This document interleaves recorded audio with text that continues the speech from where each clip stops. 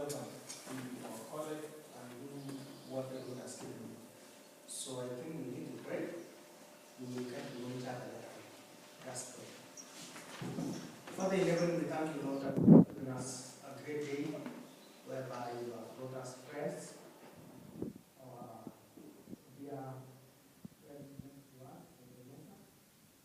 We thank you that you have brought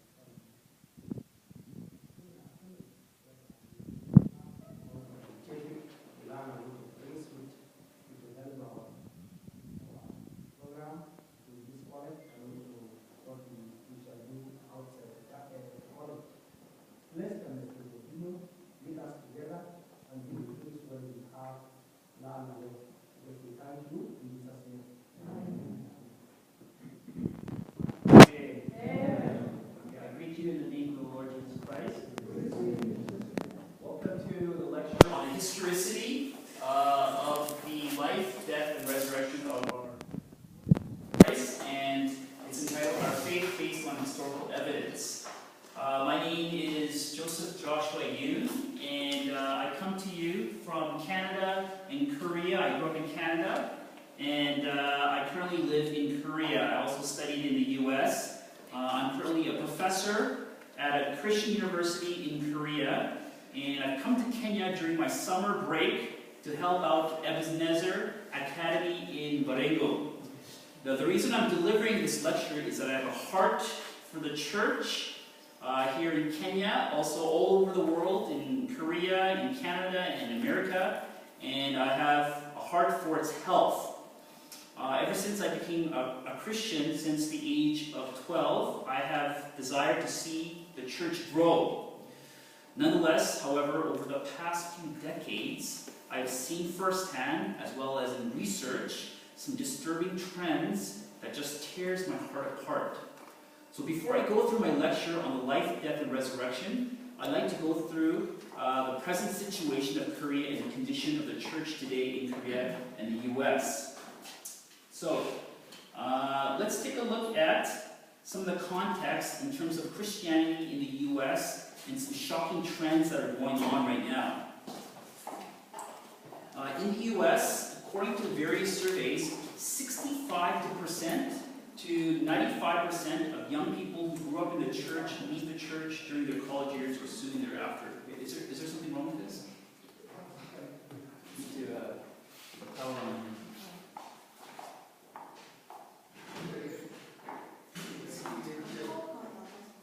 Oh, the power went off. Oh. Okay, maybe I can just continue and just tell you some of the surveys. Okay, so they say that in the U.S., 65 to 95% of young people who grow up in the church, they actually leave the church during their college years or soon after. This is a shocking statistic. Another statistic is that in the U.S., up to about 20 years ago, the U.S. was #1 in sending missionaries abroad. Now, they're no longer even in the top 3. Okay, so this is what's going on in America. And some current trends in Korea. Korea, about 30 years ago, had a Christian population of about 40%. So 40% of Koreans were once Christian. They called themselves Christians. Today, only about 18%. Only 18%. Okay, more than half have decreased. Only 18% are called or profess Christians, and a high percentage of these Christians are actually members of heretical groups. Okay, about 3% of the 18%. 3%. And at one point in Korea, in the 90s and early 2000s, Korea was the top missionary sending country in the world. Now they are no longer the top country. So these are some shocking, disturbing trends that really hurts, that really breaks my heart. Now what about Kenya?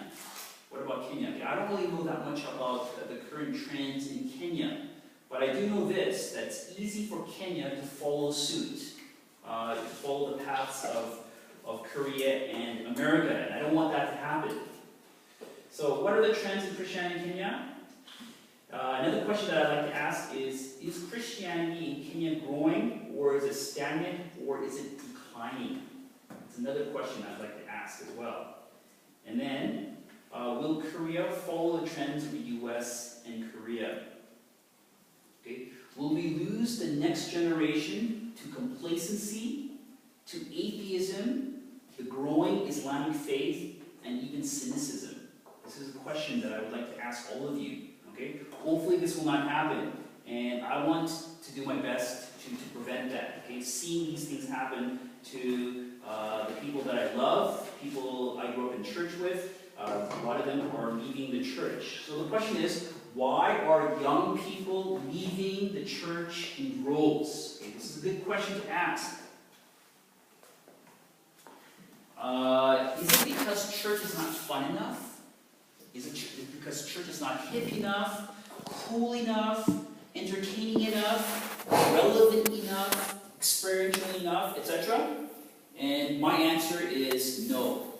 Okay, I'm going to say no because I've been through this. I grew up in this kind of environment, and I know that it's not the case. What happened, let's do a little bit of history of the contemporary church in the U.S. and Korea. In the 70s and in the U.S., in the 70s in the U.S. and in the 1980s in Korea, a dramatic change in the message and worship had occurred on the scene. The worship and the message became more and more geared towards young people. Okay, so there's a huge change all over the face of Christianity, all over the world, especially in the U.S. and Korea. And these subtle changes in the message from the pulpit, the gospel was watered down and replaced with practical, self-help, moralistic, like Aesop's fables kind of message. There's a prone to therapeutic message and entertaining messages as well. And there's a rise of the megachurch. Did you know that 9 out of 10 of the biggest churches in the world are located in Korea? And these churches, these megachurches, rely on research-based techniques to attract seekers. For example, Yo-Yo Full Gospel Church, which is considered the largest church in the world, and Willow Creek Community Church also is another example that use these techniques to attract as many people as possible. Okay. Are we still having some technical difficulties? The power is off. The power is off? Okay, how long will it take to come back on? We don't excel. Because the power stays in cabinet. Oh, is that right? Oh, okay. Yes. Alright, we'll have to do our best. Okay, I apologize. Mine was based on PowerPoint. Alright. Changes to the face of Christianity over the past 30, 40 years. Okay? So what happened with the message? If you notice what happened with the message, it became more centered around me and my Christian piety rather than Christ and His work, which is the gospel. Another trend is in the worship. A move away from the solemn scripture-based hymns and songs to more contemporary themes and worldly styles, for example, pop and rock Christian music, rock concert style atmosphere in the church as well. And then new styles focus on more self, what I can do, rather than on God, what He has done. Okay, what I'm going to try to do is maybe turn this around so that I can maybe face. Maybe you guys can see from. Is that a little bit helpful? Can you see that? Okay, or no? 저 좀 더 주세요. 떨어질 것 같아. Is that okay? 그 빼주세요. 파란색 빼주세요. 빼.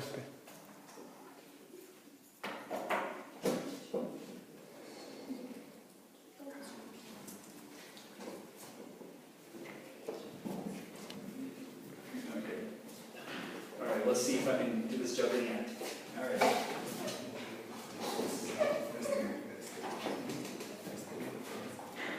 Can you guys see this at all? No?